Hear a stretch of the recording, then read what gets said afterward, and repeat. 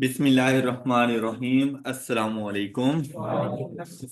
Previous lecture में मेरे notes में से एक क्वेश्चन से रेलिवेंट हम लोगों ने क्वेश्चन नंबर 18 तक सॉल्व कर लिया था। आई होप के सब बच्चों को अच्छे से समझ आ गया होगा। अच्छा, आज हम लोग सबसे पहले देखेंगे क्वेश्चन नंबर 19। क्वेश्चन नंबर 19 की ना सिर्फ अब लोग जरा स्टेटमेंट पढ़ें अच्छे तरीके से। क्वेश्चन नंबर 19 की स्टेटमेंट को पढ़ो कि क्या कुछ लिखा हुआ है, उसके बाद इसके सोल्यूशन की तरफ चलते हैं हम लोग। आप लोगों ने पढ़ लिया क्वेश्चन? अच्छा, अब देखें, आप लोगों को ना ऐसी बहुत सारी सिचुएशन फेस करनी पड़ती हैं। इवन कि अपनी प्रैक्टिकल लाइफ में भी ना आप लोगों को ऐसी सिचुएशन फेस करनी पड़ती हैं। आपके एग्जाम में ऐसी कोई बात आ सकती है, तो ऐसा नहीं है कि क्वेश्चन बहुत ही मुश्किल हो जाता है। उस सिचुएशन को ना अपने ऊपर डाल लिया करो, तो आपके लिए ना सोल्यूशन फाइंड करना बड़ा इजी सा हो जाता है। मतलब कोई ऐसा मुश्किल बात नहीं है। अब आप देखो कि यहाँ पर उसने कहा गया जैसे रेंट अ कार का बिजनेस होता है, तो वहां से ना हम लोगों ने एक कार रेंट पर ली।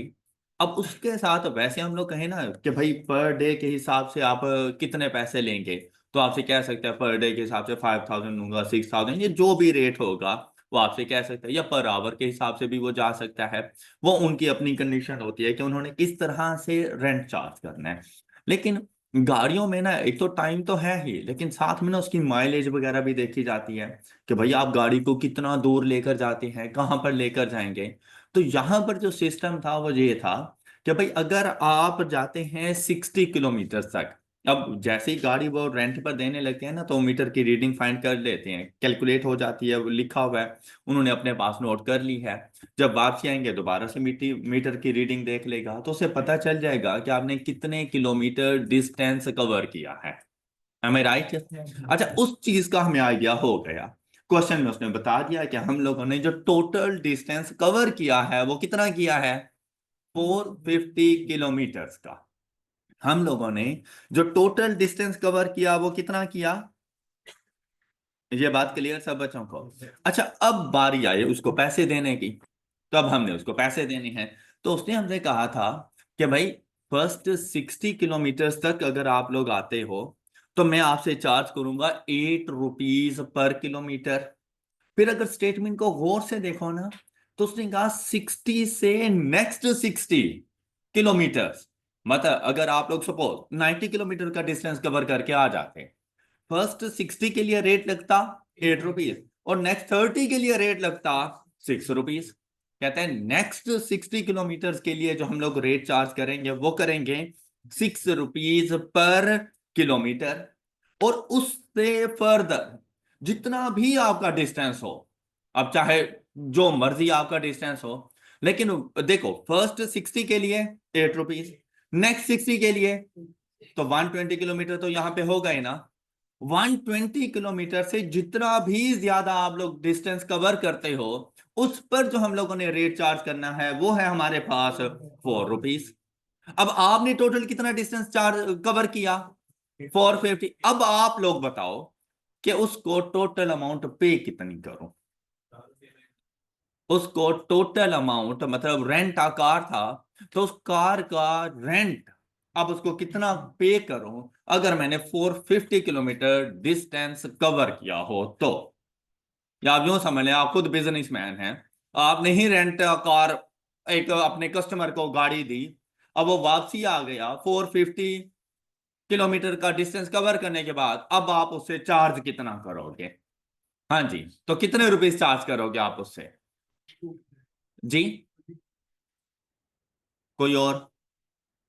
शाबाश, जरा ट्राई कर लो, कोई बात नहीं, मैक्सिमम गलत हो जाएगा, होने दो। मैंने कौन सा भी पे करनी है आपको, 27, या मैंने कौन से आपसे इतनी अमाउंट ले लेनी है कि थोड़े बताइए ना सर ज्यादा ले लें हमसे। तुक्के मतलब जरा लॉजिकल तुक्के मारो। 2700। अच्छा, कोई और?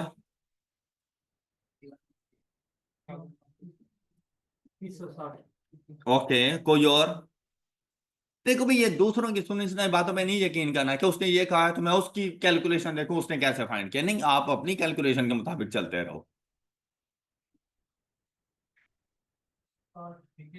अच्छा, कुछ और गर्ल्स में से? लेडीज?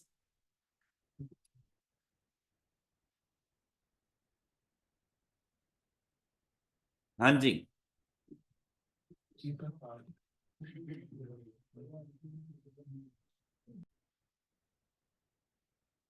अब जब आप लोग इसकी कैलकुलेशन करने लगोगे तो आप लोग देखो, तो भाई हमारा जो टोटल डिस्टेंस था 450 किलोमीटर का था। आपने इसको कैलकुलेट, ऐसा नहीं है कि 450 मल्टीप्लाइड बाय 4, हमने ऐसी तो कोई बात की ही नहीं है क्या मुझे 450 multiplied by 4 is equal to 1800 बता दो। ऐसा कुछ नहीं है। फर्स्ट 60 किलोमीटर हम रेट चार्ज करेंगे, तो 16 into 8। ओके। अब ऐसा नहीं है कि पूरे 60 किलोमीटर के लिए 8 रुपए चार्ज करने हैं, ऐसा नहीं है। 8 रुपीज पर किलोमीटर था, ऐसा ही है ना। तो टोटल 60 किलोमीटर, तो 60 मल्टीप्लाइड बाय 8, क्या सिर्फ इतनी अमाउंट चार्ज करेंगे? नहीं, तो इसमें ऐड करेंगे हम लोग next 60 kilometre at the rate of 6। Okay, कितने किलोमीटर कवर कर लिया? 120 हो गया है। प्लस करेंगे, अब था टोटल कितना, अब देखना है कि फर्दर कितना डिस्टेंस है। अब देखियो, टोटल 450 था, उसमें से 120 के लिए तो चार्जेस ले चुके हैं ना, बाकी कितना बच गया? 330। ये 330 की समझ आ गई है? 450 टोटल, उसमें से 60 ये चार्ज कर दिए, 60 ये चार्ज कर दिए, बाकी 330, टोटल 450 हो गया। ये 330 किलोमीटर चार्ज करेंगे at the rate of 4। Alright, तो टोटल कितना बन जाएगा? ये है इसका। ऑलराइट, अब जो बच्चे थोड़ी बहुत मिस्टेक कर रहे थे, क्या उन सबको समझ आ गई है कि आपने इस तरह से ये कैलकुलेशन करनी थी? अब नेक्स्ट टाइम तो ऐसी मिस्टेक नहीं होने वाली ना। तो फर्स्ट टाइम में हो जाए कोई प्रॉब्लम वाली बात नहीं होती। कोई बात नहीं, सीख रहे हो अभी, सीखते रहो। और मिस्टेक आप नहीं करोगे तो क्या मैं करूंगा? कौन करेगा? हाँ, हम में मैं शामिल नहीं हूं। हाँ जी, शाबाश, गुड, 2160 आ रहा है। अच्छा, अब ये हमारा आंसर नहीं है। अब नेक्स्ट सुनो, उसने क्या कहा, देखें। उसने क्या कहा, नेक्स्ट बात सुने, कहता है if the balance amount left, मतलब ये अमाउंट पे करने के बाद जो आपकी पॉकेट में बाकी अमाउंट बच गई, वो कितनी है? Over with mister Rashid is 1/4 of what he, उसने पे कितना किया? 2160 का मल्टीप्लाइड बाय 1/4, फ्रैक्शन से मल्टीप्लाई कर दो, तो उसके पास बाकी अमाउंट क्या बच गई? ये वो अमाउंट है जो उसके पास बाकी बच गई। क्या, अगर हमसे पूछता है कि उसके पास बताओ बाकी क्या अमाउंट बची, तो हम क्या कहते हैं? 540 रुपए। क्लियर? क्लियर? अच्छा, फिर अब उसने ये भी नहीं पूछा। उसने क्या पूछा हमसे? कहते हैं the charge of the hard car 450 kilometre, how much money did he have initially with him, तो एट द स्टार्ट उसके बाद टोटल अमाउंट थी कितनी? देखो, 540 रुपए उसकी पॉकेट में अभी मौजूद है। 2160 उसने रेंटा कार के लिए पे कर दी है, तो उसके पास टोटल अमाउंट कितनी मौजूद थी इनिशियली? ये इसका आंसर है, 2700। हाँ जी, क्लियर सब बच्चों को? कोई डाउट? नेक्स्ट क्वेश्चन पे चलूं? चल, गुड। आपको नहीं लगता सॉल्व कर लेना चाहिए था ये क्वेश्चन? अच्छा जी, next one is very simple. देखिए क्या कहते हैं, कहते हैं find the number such that twice of its square, twice से मुराद होता है मल्टीप्लाइड बाय 2, थ्राइस से मुराद होता है मल्टीप्लाइड बाय 3, लेकिन ट्वाइस, टू को मल्टीप्लाई करो किसके साथ? स्क्वायर ऑफ द नंबर के साथ। क्या आपको वो नंबर पता है? तो हम क्या करें उस नंबर को, तो उसका स्क्वायर क्या बनेगा? एक्स स्क्वायर का, ये कह रहा है। ये बात समझ आ गई? 2x square twice of its square, it's से मुराद उस नंबर का स्क्वायर, और वो नंबर क्या है हमने एक्स सपोज कर लिया। एक्स के स्क्वायर का ट्वाइस, कहता है इज 11 मोर देन, ये वाला जो नंबर जो भी आएगा ये 11 ज्यादा है किससे? कहते हैं 21 टाइम्स द ओरिजिनल नंबर कौन सा है? 21 टाइम्स। कैसे लिखे इसको? 21x। कहते हैं इन दो नंबर्स को जब मैं कंपेयर करता हूं ना, तो ये जो है ना 2x², ये 11 ज्यादा हो जाता है। तो क्या दोनों इक्वल हैं? अब अगर मैंने इनको इक्वल करना हो तो मैं क्या करूं? 21x में शाबाश प्लस कर दो, जितना ये ज्यादा है दोनों इक्वल हो जाएंगे। या 2x² में से लेस कर देते 11, फिर इक्वल आ जाता 21x के। देखो ना, ये +11 जब दूसरी साइड पे जाएगा तो माइनस नहीं हो जाएगा। तो मतलब दो ऑप्शन थे, या तो ग्रेटर में से वो माइनस कर दो तो वो स्मॉलर के इक्वल आ जाए, या स्मॉलर में ऐड कर दो तो वो ग्रेटर के इक्वल चला जाए। बात समझ आ गई? ऐसा नहीं लग रहा जैसे क्वाड्रेटिक इक्वेशन बन गई हो। अब क्वाड्रेटिक इक्वेशन बनाने का मेथड देख लिया। अब देखो इसको रीअरेंज करेंगे। 2x² minus 21x minus is equal to, calculator को बताएं, तो आपके पास बोथ ही एंड बी। अच्छा अब अगर, अच्छा ये आंसर आ गया सब बच्चों का, कैलकुलेटर पे चेक कर लिया सब बच्चों का? अच्छा अब देखें, क्वेश्चन में कहीं पे मेंशन नहीं था कि वो नंबर पॉजिटिव नंबर हो, वो नंबर नेगेटिव नंबर हो, ऐसी कोई बात नहीं थी। तो मेरे पास एक पॉजिटिव आंसर एक नेगेटिव बोथ का ऑप्शन मौजूद था, मैंने बोथ को टिक कर दिया, क्योंकि उसने कहा नहीं था ना कि कौन सा नंबर। इवन के -1/2 भी एक नंबर ही है। ऑलराइट। अच्छा अब अगर यहां पे वो कह देता फाइंड द पॉजिटिव नंबर, और आगे सारी स्टेटमेंट सेम सेम होती, तो मैं बोथ को ना टिक करता, मैं सिर्फ 11 को टिक करता। कह देता फाइंड अ नेगेटिव नंबर, तो मैं सिर्फ ऑप्शन ए को जाके टिक कर देता। क्लियर? जब ऐसी कोई बात नहीं की तो बोथ को जाके टिक कर दिया। Any issue? चले अब आ जाए, हम लोग डिस्कस करेंगे सेल्फ टेस्ट चैप्टर 2। काफी हद तक कोशिश करेंगे कि ये काफी सारे क्वेश्चन हमारे इस लेक्चर में ही कवर हो जाएं, और आप लोगों के काफी सारे प्रॉब्लम्स भी इधर क्लियर हो जाएंगे।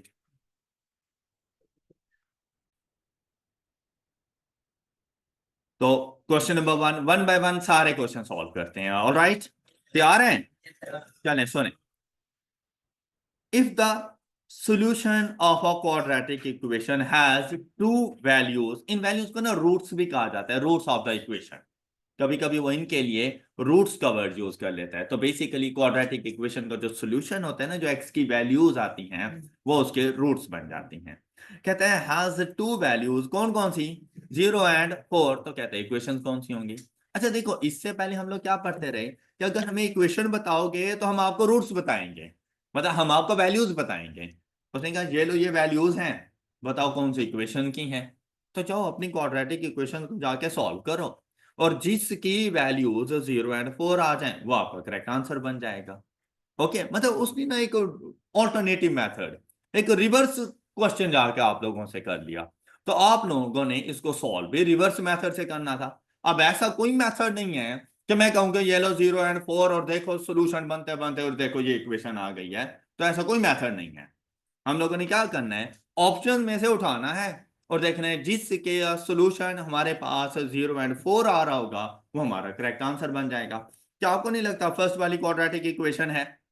सिंपली जाओ अपने कैलकुलेटर में इसको सॉल्व कर लो।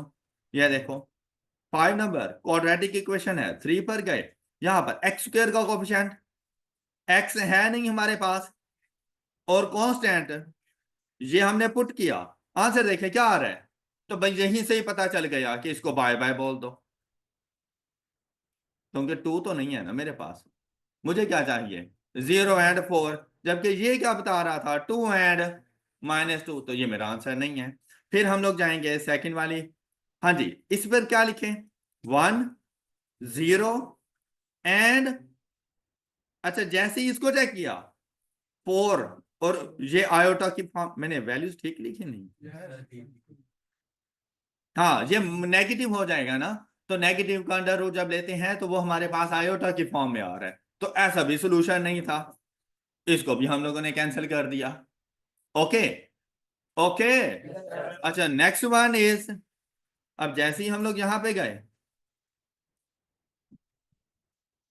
16 को जाके लिखना है हम लोगों ने, तो आंसर चेक करो क्या मिला। अच्छा, थोड़ा सा पता चला यार 4 मिल गया, हमें 4 चाहिए था, लेकिन जैसे ही दूसरी वैल्यू चेक की उसने कहा -4, हमने कहा चलो तुम भी जाओ। ऑल राइट, जब 3 गलत हो गए तो फोर्थ वन इज करेक्ट।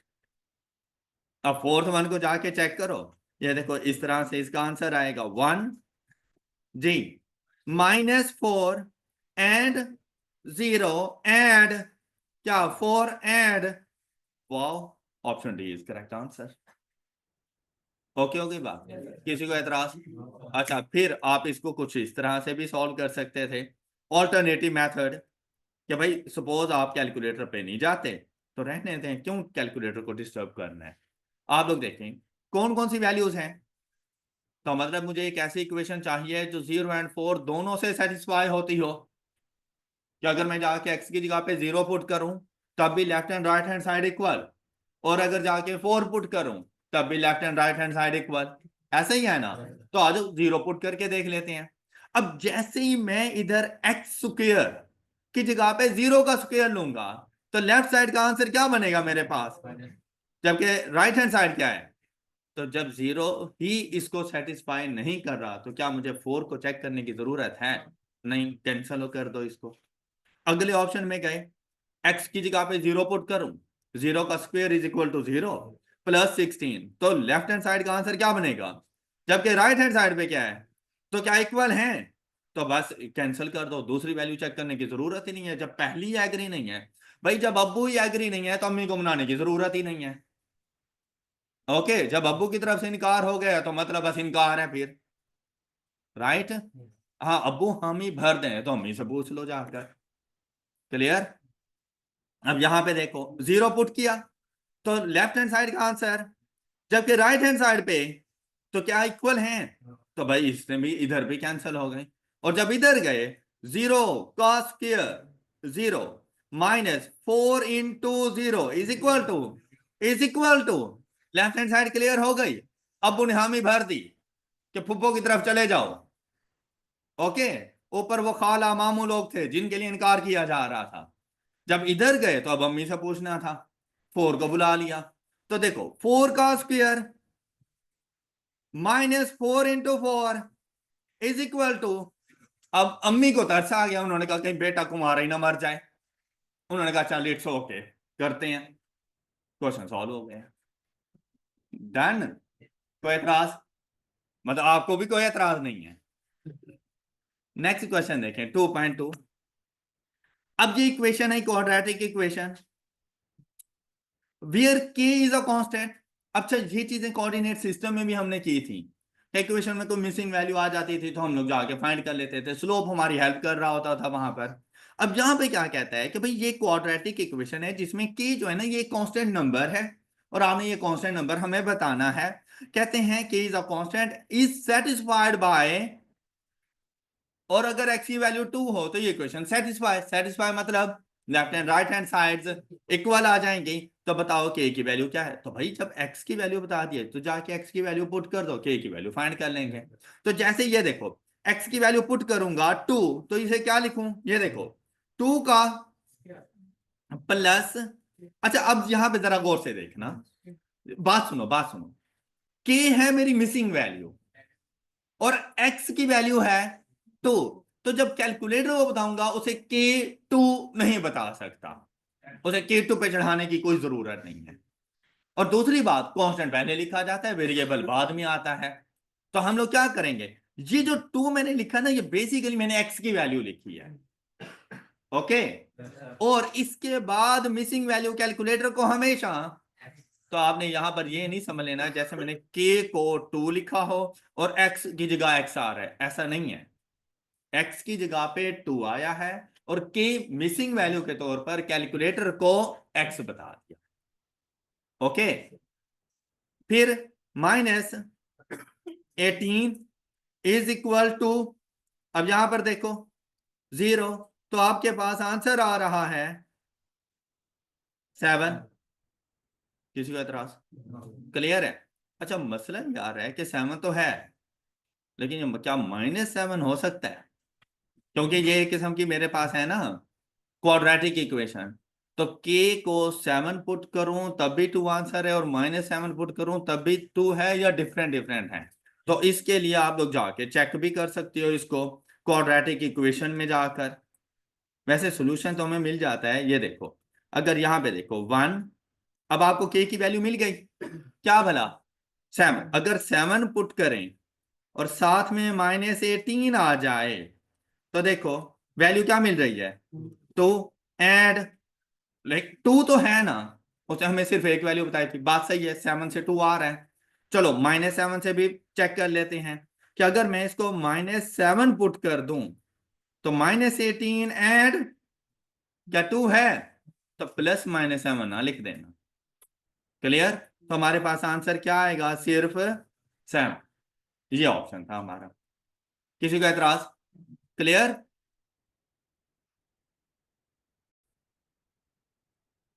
अच्छा, अब क्वेश्चन नंबर 2.3 देखें। तो बड़े सिंपल से क्वेश्चन है, थोड़ा सा आप लोगों ने इसके ऊपर काम करना है, आपको सोल्यूशन मिल जाना है। अब देखो कहता है x+5 whole square is equal to 16। तो लाजिम बात है मैंने x की वैल्यू जाकर बतानी है। 1 और 9, -1 और -9, -1 और 9 एंड 1 एंड -9। अब इनमें से कोई सी एक वैल्यू हमारे पास होगी। ये ना आपके पास बेसिकली क्वाड्रेटिक इक्वेशन बन रही है, लेकिन आपने ना इसको सबसे पहले सॉल्व करना होगा। सॉल्व करने के लिए इसके ऊपर वो फार्मूला भी अप्लाई हो जाएगा, a+b whole square is equal to a² + b² + 2ab।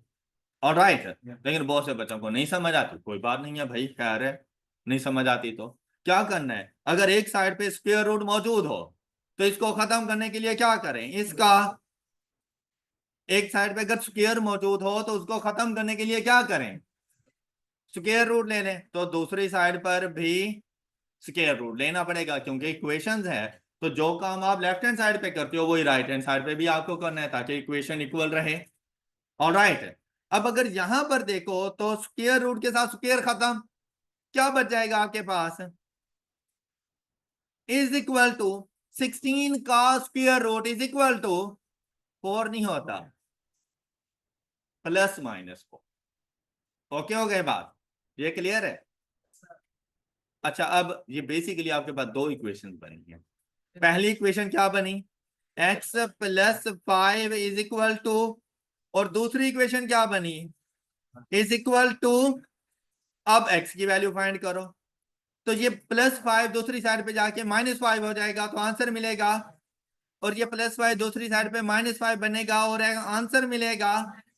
And the correct answer is, वाह क्या बात है, होगी बात क्लियर? किसी को डाउट?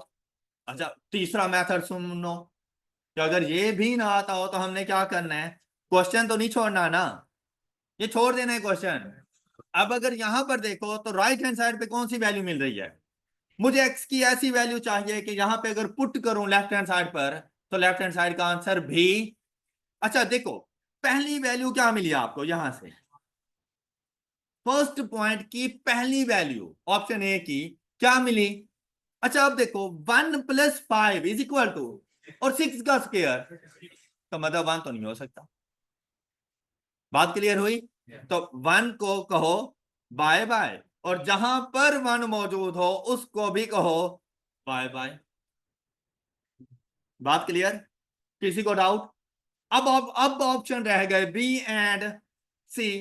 तो अगर बी एंड सी में गौर करो तो -1 आपको कॉमन नजर आ गया, तो चेक करने की जरूरत ही नहीं है, क्योंकि ये हर हाल में होगा। चाहे बी टिक करूं तब भी -1 तो आ रहा है, और सी टिक करूं तब भी -1 तो आ रहा है, तो -1 है।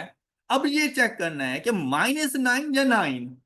अच्छा, जब आपने चेक, अब प्लस माइनस में आ गए ना, तो जब चेकिंग करनी हो तो आप लोग ना पॉजिटिविटी की तरफ जा सकते हैं, क्या -9 ना चेक करें, आप +9 चेक कर लें।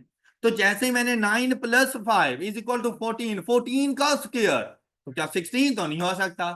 तो यहां से मैंने 9 को बाय बाय बोला, तो ऑप्शन बी को गले लगा लो, करेक्ट आंसर है। -9+5 इज इक्वल टू -4, -4 का square is equal to 16। Left and right hand side equal हो गए। क्लियर? ये एक और मेथड था हमारे पास। हो जाएंगे क्वेश्चन? अच्छा, बिल्कुल ऐसे ही हमारे पास 2.4 को अभी रहने दो, ये कल तक आपको समझा दूंगा। अभी जरा सिंपल से क्वेश्चन कर लो, अभी अपनी जरा बेस बना लो जरा अच्छे तरीके से, एक कॉन्फिडेंस आ जाए आपके अंदर कि इक्वेशन को सॉल्व इस तरह से करना है। फिर मैं 2.4 आपको समझाऊंगा, कल आते साथ समझाऊंगा। जरा टाइम होगा ना हमारे पास तो इसके ऊपर अच्छा खासा टाइम हम लोग लगा सकेंगे, याद दिलाना है आपने मुझे। अच्छा, नेक्स्ट सुने, कहते हैं क्वाड्रेटिक फंक्शन कैन हैव, जब क्वाड्रेटिक फंक्शन की बात आती है ना तो उसने कहा can have only one x intercept. आपको पता है एक्स इंटरसेप्ट क्या होता है? Where y is equal to, नहीं दूसरा क्या था, एक ऐसा पॉइंट जो एक्स एक्सिस को टच करे, उसी को हमने नहीं कहा था कि ऐसा पॉइंट जो एक्स एक्सिस पर लाई करता है उसको एक्स इंटरसेप्ट, और जो वाई एक्सिस पे लाई करता है उसको वाई इंटरसेप्ट, ऐसे ही है ना। तो बेसिकली वो कह रहा है कि भाई क्वाड्रेटिक इक्वेशन में जो एक्स की वैल्यूज हैं, क्या वो सिर्फ एक होती है? तो क्या क्वाड्रेटिक इक्वेशन में एक होती है? नहीं, कहते हैं दो होती हैं। हाँ बात सही है। कहते हैं नो एक्स इंटरसेप्ट, बात ये भी सही है। तो यहां पर आ जाएगा ऑल ऑप्शंस आर पॉसिबल। अब क्वेश्चन ये आता है कैसे, अब इसके लिए बनाए जाते हैं क्वाड्रेटिक फंक्शंस के ग्राफ। जो हमारे पास ग्राफ बनता है ना क्वाड्रेटिक फंक्शन का, अगर मैं एक सिंपल से ग्राफ की बात करूं तो वो देखो कुछ इस तरह से हमारे पास बन जाएगा।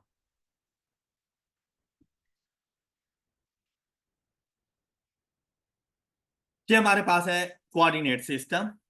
कोऑर्डिनेट सिस्टम में क्वाड्रेटिक इक्वेशन का जो हमारे पास ग्राफ बनता है वो दो शेप में मौजूद होता है। एक हमारे पास होती है यू शेप, मतलब जिस तरह ये हम लोग यू लिखते हैं, या आपको यू नजर आ रहा है ना, या तो बनेगा इस तरह से यू शेप, या क्वाड्रेटिक इक्वेशन का ग्राफ बनता है इनवर्टेड यू शेप, इसको बेल शेप भी कहते हैं, घंटी की तरह बेल शेप या इनवर्टेड यू शेप, इन दोनों में से किसी एक फॉर्म में बनता है और इसको कहा जाता है पैराबोला। स्ट्रेट लाइन का ग्राफ वो स्ट्रेट लाइन है, लीनियर इक्वेशन का ग्राफ स्ट्रेट लाइन है, लेकिन क्वाड्रेटिक इक्वेशन का ग्राफ पैराबोला है। वो या तो यू शेप में आएगा या इनवर्टेड यू शेप में आएगा। अब आप क्या मुझे बता सकते हैं कि क्वाड्रेटिक इक्वेशन की स्टैंडर्ड फॉर्म क्या है? शाबाश, a x square plus plus is equal to, ये क्वाड्रेटिक इक्वेशन है हमारे पास। All right, all right. अच्छा, क्वाड्रेटिक इक्वेशन देखते ही हमें पता चल जाता है कि जो हमारे पास ग्राफ है वो यू शेप है या इन्वर्टेड यू शेप है, मतलब ग्राफ बनाने की जरूरत नहीं है, क्वाड्रेटिक इक्वेशन को ही देखते पता चल जाता है कि मेरे पास जो ग्राफ बनने वाला है वो यू शेप में आने वाला है या इन्वर्टेड यू शेप में। तो उसका पता कहां से चलता है? एक्स स्क्वायर के कोफिशिएंट के साथ, मतलब ए की वैल्यू से पता चलता है, ए की वैल्यू से पता चलता है कि ग्राफ यू शेप है या इन्वर्टेड यू शेप है। अगर ए की वैल्यू है पॉजिटिव तो यू शेप, और अगर ए की वैल्यू है नेगेटिव तो इन्वर्टेड यू। Got it? मुझे बी और सी की वैल्यू से कोई गर्ज नहीं है, वो चाहे पॉजिटिव हो चाहे नेगेटिव, हमें उससे कोई गर्ज नहीं है। हमने देखना है एक्स स्क्वायर का कोफिशिएंट। अगर एक्स स्क्वायर का कोफिशिएंट होगा पॉजिटिव तो यू शेप ग्राफ बनेगा, और अगर एक्स स्क्वायर का कोफिशिएंट हुआ नेगेटिव तो इन्वर्टेड यू शेप ग्राफ बनेगा। किसी को एतराज? सबको क्लियर? अच्छा, ये जो यू शेप या इन्वर्टेड यू शेप बनता है, ये इन पूरे क्वाड्रेंट्स में से या पूरे कार्टेशियन प्लेन में कहीं पे भी बन सकता है। ये आधा पॉजिटिव साइड पे आधा नेगेटिव साइड पे, और हो सकता है ये पॉजिटिव एक ही साइड पे आ जाए, सारा पॉजिटिव साइड पे हो, सारे का सारा नेगेटिव साइड पे हो, ये इस तरह से बन सकता है। सपोज मैं आप लोगों को कुछ वैसे जरा एग्जांपल्स के तौर पे बताता हूं कि बेसिकली ये आपके पास कुछ इस फॉर्म में भी बन सकता है।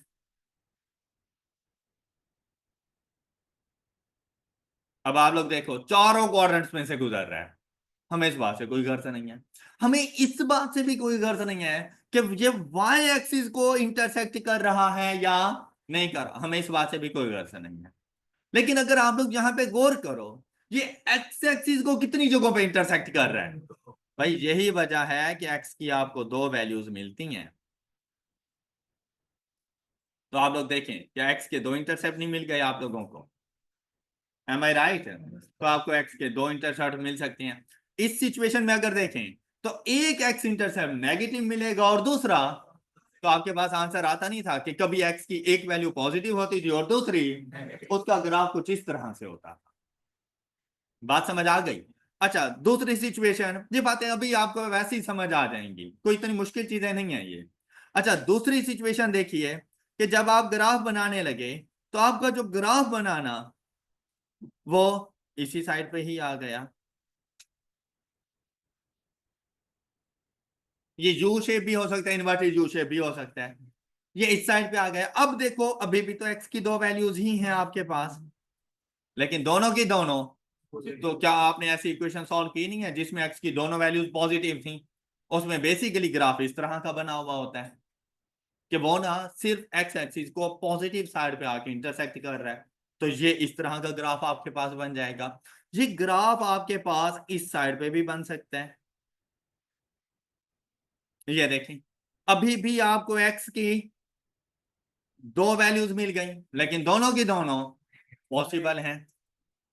मोस्टली केसेस में, मतलब 90% का मैं अक्सर वर्ड यूज करता हूं, 90% केसेस में जो क्वाड्रेटिक इक्वेशन का सोल्यूशन होता है ना, वो आपके पास दो रूट्स होते हैं, मतलब दो वैल्यूज एक्स की आती हैं कि उसने एक्स एक्सिस को दो जगहों पे जाके इंटरसेक्ट करना है, तो एक्स की दो वैल्यूज आपके पास आएंगी। लेकिन ये हर सिचुएशन में ऐसा नहीं होता कि हमेशा ही क्वाड्रेटिक इक्वेशन का आपको इसी तरह का सोल्यूशन मिले, ये जरूरी नहीं है। अब कभी कभी क्या होता है कि ये जो ग्राफ हम लोग बना रहे हैं ना, ये कुछ इस तरह से बनता है कि होता यू शेप या इन्वर्टेड यू शेप ही है, लेकिन वो बनेगा कुछ इस तरह।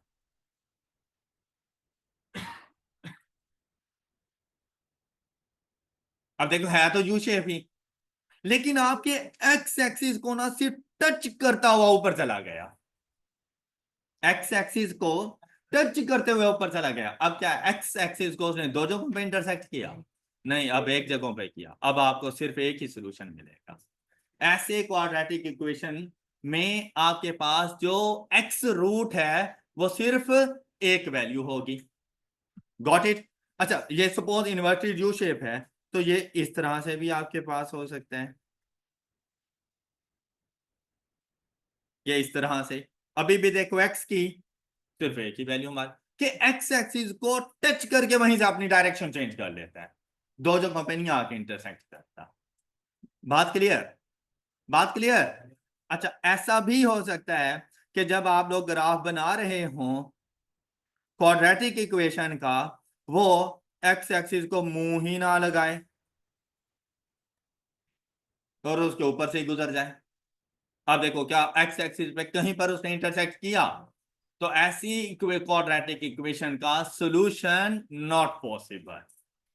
तो एक्स की कोई वैल्यू भी आपको नहीं मिलेगी ऐसी सिचुएशन में, एक्स का सॉल्यूशन पॉसिबल नहीं होगा, तो एक्स की कोई भी रूट अवेलेबल नहीं होगा। तो ये तीन सिचुएशंस हैं कि क्वाड्रेटिक इक्वेशन में एक्स का एक इंटरसेप्ट हो सकता है, एक्स के दो इंटरसेप्ट हो सकते हैं, और कोई भी इंटरसेप्ट नहीं हो सकता। या रूट्स की बात कर सकता है कि क्वाड्रेटिक इक्वेशन के रूट्स एक हो सकते हैं, दो हो सकते हैं, या कोई रूट नहीं हो सकता।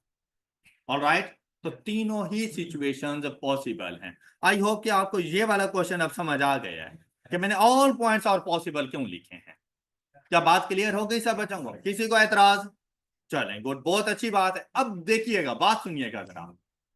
हमारे पास ना आपने कोऑर्डिनेट्स वो पढ़ा था, कॉस्ट बिहेवियर, तो आप लोगों को याद है आप उसमें कॉस्ट इक्वेशन की भी बात करते थे और साथ में आप लोग उसमें प्रॉफिट फंक्शन की भी बात करते थे। याद आया? बेटा जो प्रॉफिट फंक्शन होता है ना, उसमें एक्स स्क्वायर का कोफिशिएंट हमेशा नेगेटिव, उसमें एक्स स्क्वायर का कोफिशिएंट हमेशा नेगेटिव, जबकि कॉस्ट फंक्शन में एक्स स्क्वायर का कोफिशिएंट हमेशा पॉजिटिव। अच्छा, कंफ्यूज हो गए कि ये क्या बात कर दी है। अच्छा, एज अ बिजनेसमैन आपका ऑब्जेक्टिव क्या होगा? प्रॉफिट को मैक्सिमाइज करना या मिनिमाइज करना, और कॉस्ट को मैक्सिमाइज करना या मिनिमाइज। शाबाश, गुड। अब जरा इधर देखो, क्वाड्रेटिक इक्वेशन के ग्राफ हैं दो तरह के, कौन कौन सा? और तो बेटा यू शेप आपने को बताता है मिनिमम वैल्यू के बारे में, ये देखें ये, और आपको इन्वर्टेड यू शेप बताता है मैक्सिमम वैल्यू के बारे में। तो जो कॉस्ट का ग्राफ होता है वो हमारे पास बनता है यू शेप, ताकि हम लोग उसकी मिनिमम वैल्यू फाइंड कर सकें। और जो प्रॉफिट का हमारे पास ग्राफ होता है वो बनता है, बोल लिया करो यार, बोल लिया करो, क्या समझ नहीं आ रही? Bell shape, inverted U shape. क्यों? ताकि प्रॉफिट को मैक्सिमाइज कर सके। तो जब आपसे ये एमसीक्यूज में पूछ ले कि कॉस्ट के ग्राफ किस शेप में होगा, तो आप उसे क्या बताएंगे? आप कहेंगे उसको यू शेप। तो अगर आपसे ये पूछ ले कि कॉस्ट इक्वेशन या कॉस्ट फंक्शन में एक्स स्क्वायर का कोफिशिएंट क्या होगा, तो आप उसे पॉजिटिव बताओगे या नेगेटिव? तो आप देखोगे प्रैक्टिकल एग्जांपल में भी, जब हम लोग क्वेश्चन वगैरह ऐसे सॉल्व करें, तो आप लोग देखो ना, जो जहां पर उसने कॉस्ट का ग्राफ बनाया है ना, या फंक्शन आपको बताया है, तो उसने वहां पे एक्स स्क्वायर का कोफिशिएंट पॉजिटिव रखा है। लेकिन जहां पर आपको प्रॉफिट का फंक्शन बताया है ना एक्स स्क्वायर की फॉर्म में, क्वाड्रेटिक इक्वेशन की फॉर्म में, वहां पर उसने एक्स स्क्वायर के कोफिशिएंट को नेगेटिव रखा है। ओके हो गई बात? ओके हो गई बात? अब देखिए अगला क्वेश्चन, जैसे ही हम लोगों ने पढ़ा प्रॉफिट फंक्शन आया तो एक्स स्क्वायर का कोएफिशिएंट नेगेटिव। क्यों? क्योंकि इसका जो ग्राफ बनना था वो इन्वर्टेड यू शेप में जाके बनना। क्लियर? अब उससे क्या पूछ रहे हैं, कहता है what will be the profit of the company company sales. तो आपसे बहुत कोई मुश्किल क्वेश्चन पूछ लिया है, आपसे ना हो पाएगा। हो पाएगा कैसे? कैसे? एक्स की जगह पे 25 जाके पुट कर दो, आपके पास प्रॉफिट की वैल्यू आ जाएगी, है ना? तो कैसे करेंगे हम लोग? हम लिखेंगे P इज इक्वल टू, ऐसे ही है, कैलकुलेटर में जब लिखने लगूंगा तो कैलकुलेटर पे क्या लिखूंगा कि P इज इक्वल टू, तो वो कहेगा तू खुद पी, कि इसको P से कोई गर्ज नहीं है। ये भाई लेफ्ट हैंड साइड पे इसको एज इट इज रहना, तो सिर्फ राइट हैंड साइड पे देखो माइनस 0.05। मुझे पता चल गया है कि टाइम के एंड हो गया है, चीजें गिरा के क्यों बता रहे हो मुझे? एक्स की जगह पे आ जाएगा का स्क्वायर प्लस 4 ×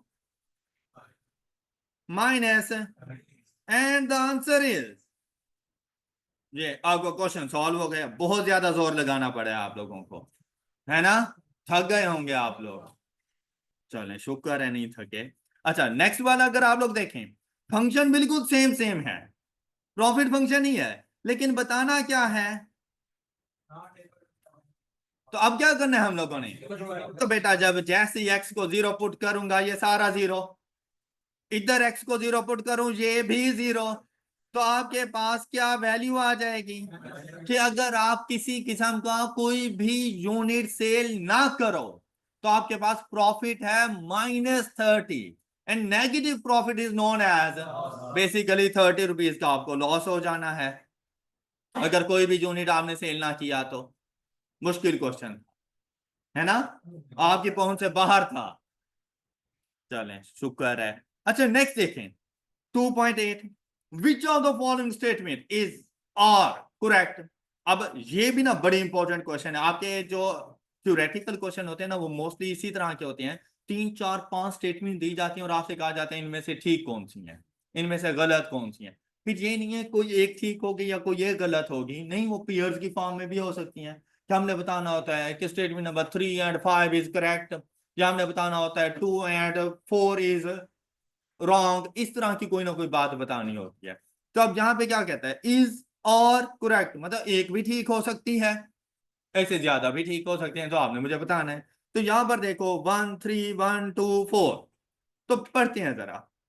कहते quadratic equation when plotted on a graph are always U shape, U shape होती है, लेकिन लेकिन इन्वर्टेड यू शेप भी तो है ना, तो इस ऑलवेज ने क्या कहा कि भाई ये गलत है। अच्छा ये फर्स्ट वाला गलत है, तो ये भी गलत, और साथ में ये भी गलत, तो टू को चेक करने की जरूरत है। ऑप्शन में कहीं और टू है ही नहीं, तो मैं चेक क्यों करूं? ये है जरा स्मार्ट वर्किंग। अब मैंने किसको देखना है? 3 एंड 4 को। अब 2 का देखना ना देखना दोनों बराबर है।